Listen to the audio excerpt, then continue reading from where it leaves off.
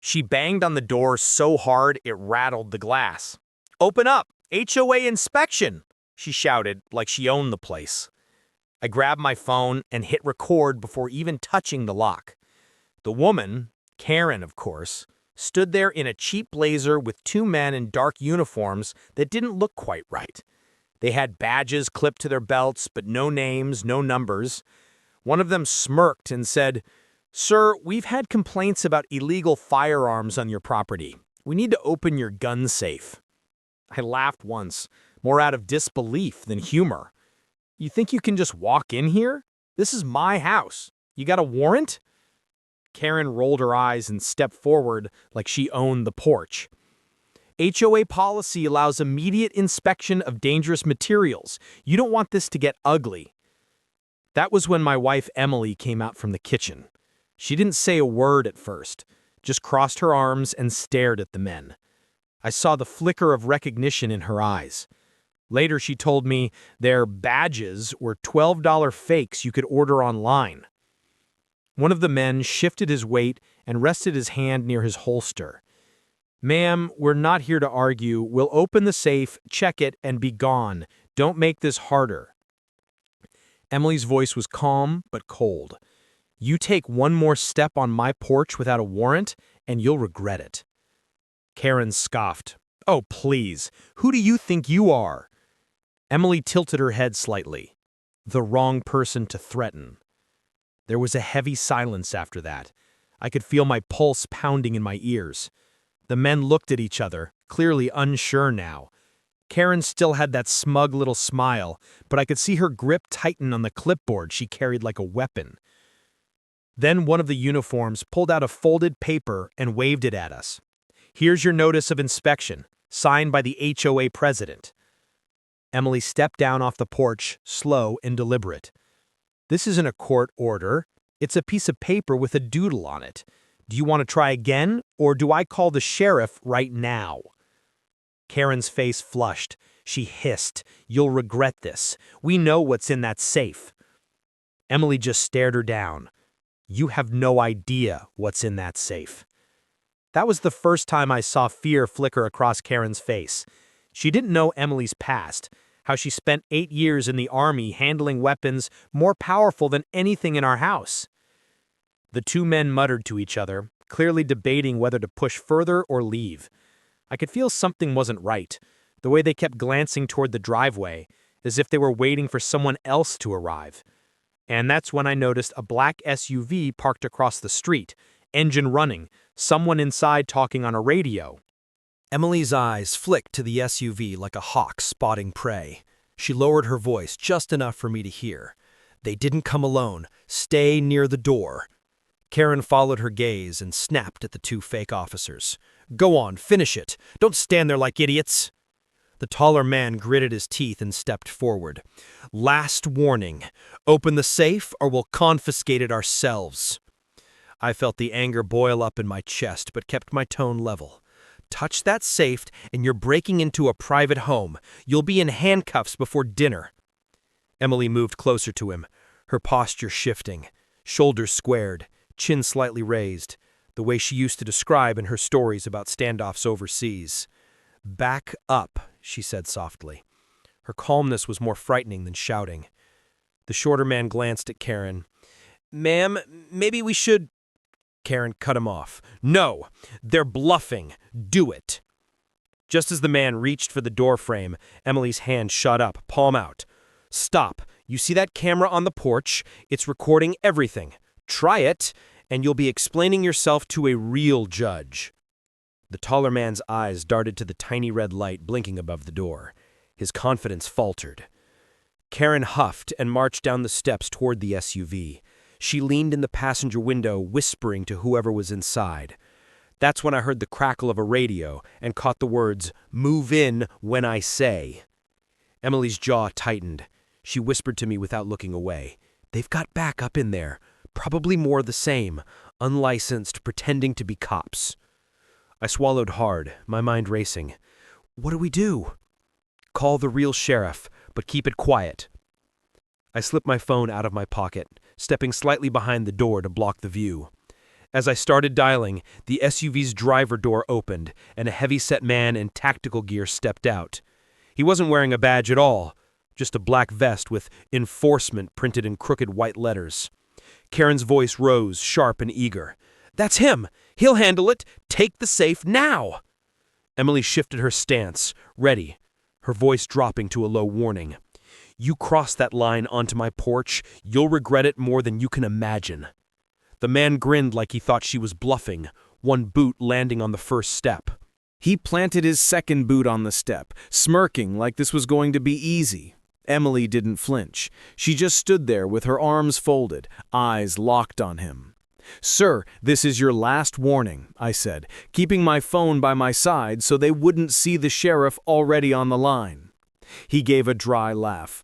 "Last warning? I've heard that before." He reached for the railing, hauling himself up to the porch as if daring Emily to stop him. That's when she shifted her weight forward, one foot planting slightly ahead of the other. Her voice stayed calm but carried a sharp edge. "You're stepping into a federal crime, trespassing and impersonating law enforcement. Want to add assault to the list?" For the first time, he hesitated. His eyes flicked to her face, trying to read her. Karen barked from behind him. "Don't let her scare you. She's just a housewife." Emily's lips curled into the faintest smirk. "I spent 8 years as a combat instructor. If you think I'm just a housewife, keep climbing." The man in tactical gear froze halfway to the door, clearly thrown off.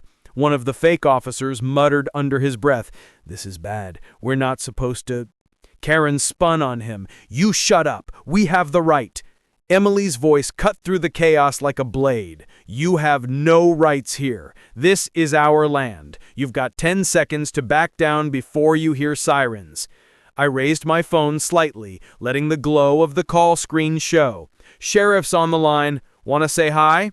The man in tactical gear turned his head just enough to see the phone. I could tell he was weighing his options. Karen, though, was too blinded by her own arrogance to notice. Suddenly, the SUV's rear door cracked open. A teenage boy stepped out, thin, maybe 16, with a phone in his hand, recording. His eyes were wide as he looked at the porch, then at his mother. "Mom, they're not cops. We should go." Karen spun around, her face twisting with rage. "Get back in the car," she snapped. Emily's gaze softened just a fraction as she saw the boy. "Son, you don't have to be part of this. Go back inside. This isn't safe for you." The boy hesitated, lowering his phone slightly. That small pause was enough to shatter Karen's control. She lunged toward him, trying to grab his arm, but the taller fake officer stepped in, grabbing her wrist. "Ma'am, we're done here. I'm not going to jail for this." Karen jerked her arm free, glaring at all of them like they betrayed her. "Fine, but you'll regret crossing me. I'll have the real cops here in an hour." Emily's reply was calm, almost too calm. "Good, bring them. I'd like them to see what you've done." The SUV's door slammed as Karen climbed back in, still yelling into her phone. The rest of them hesitated, clearly unsure whether to follow her or wait it out. Then, in the distance, faint but growing louder, came the sound of sirens. The wail of the sirens rolled closer, and for the first time, all of them looked shaken. Karen's face went pale under her angry scowl, but she tried to cover it up by barking at the men. "Don't move. We'll tell them everything." Emily stepped down from the porch, slow and deliberate, her voice low but steady. "Perfect. I'll give them the footage first." She gestured toward the porch camera and then to my phone, still recording. The taller fake cop cursed under his breath and stepped back from the porch, dropping his hands to his sides like he already knew the fight was over. The man in tactical gear looked around, as if searching for an escape route. Karen grabbed his vest and hissed, "You're not going anywhere. We're right." But when the sheriff's cruiser turned onto our street and parked behind their SUV, that confidence drained right out of her eyes. The deputies stepped out, one of them resting a hand on his belt as he called out, "Ma'am, sir, everyone step back from the house." I raised my hands a little, calm. "Officer, I'm the homeowner. I called you. These people tried to break into my gun safe, claiming they're with the HOA." The deputy's gaze shifted to the group by the SUV. Which one of you is law enforcement? Karen stepped forward with that same fake authority she'd had all day. We are. Well, they are. We're here to enforce HOA policy. This man has unregistered weapons. Do you have a warrant? The deputy interrupted. Karen blinked, caught off guard. We don't need one. HOA rules. The deputy's tone hardened. Ma'am, HOA rules don't override state or federal law. Trespassing with fake badges is a crime. Step to the curb now. The taller fake cop lifted his hands higher. Look, I didn't sign up for this. She said it was legal. Karen spun on him. Shut up! But it was too late. The other deputy came around, took one look at the badges and the crooked enforcement vest, and shook his head. These are fakes. All of you. Keep your hands where I can see them. Karen's teenage son stood frozen beside the SUV, eyes wide, clutching his phone. Emily approached him quietly and said, You're okay. Just step back from them. The boy nodded and did as she said. The deputies separated Karen and her crew, questioning each one. Emily showed them the porch footage on her phone, every word, every threat caught in clear sound and video. One deputy asked Emily, Ma'am, you handled yourself pretty calmly for a situation like this. Emily just shrugged. Training sticks with you. When they finally cuffed Karen for trespassing and the men for impersonating law enforcement, Karen tried one last threat. You can't do this. You'll regret this. The deputy didn't even look at her. Ma'am, the only one regretting anything tonight is you. As they loaded her into the cruiser, her son lingered by the car door, avoiding her gaze. He mumbled to me, Sorry for all of this. I nodded. Not your fault, kid. You did the right thing. The cruisers pulled away with their lights flashing, leaving our street quiet again. I turned to Emily, letting out the breath I'd been holding. She gave me a small, tired smile.